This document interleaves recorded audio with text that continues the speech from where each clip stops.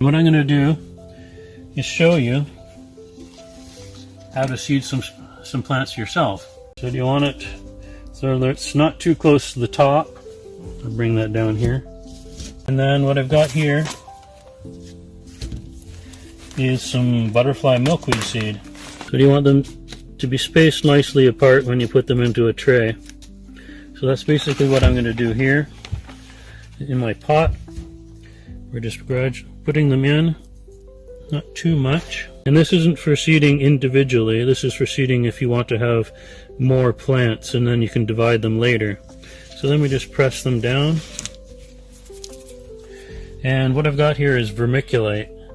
And so vermiculite's nice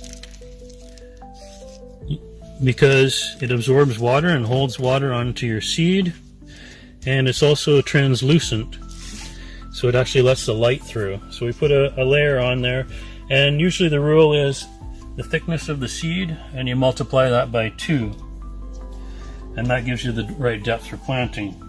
So when you're dealing with different species, you have something like with a big seed, so you're planting that a little deeper.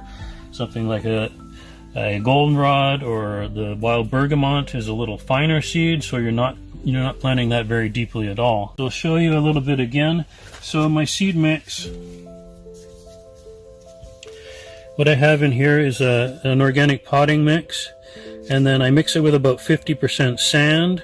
So there's a lot of sand in there because I like the drainage. And also what's in here is this substance, it's carbon. So this is biochar.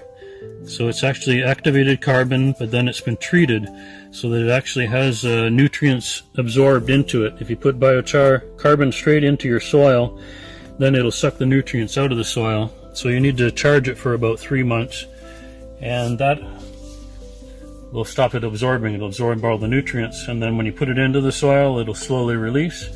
And it's also a medium that the micro fungus in the soil, the mycorrhizae, it really likes that in the soil. So what you're doing is basically you're feeding the soil, and that will feed your plants. So here we'll show you again quickly. We have a little bit of seed here, and I'll just spread it out like that, and that's about the seeding rate that you want. You don't want to have just, if you want to just have one plant, you can just put 1 or 2 seeds in there.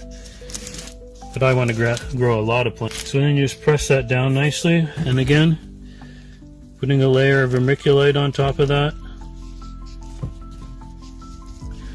and pressing it down nicely.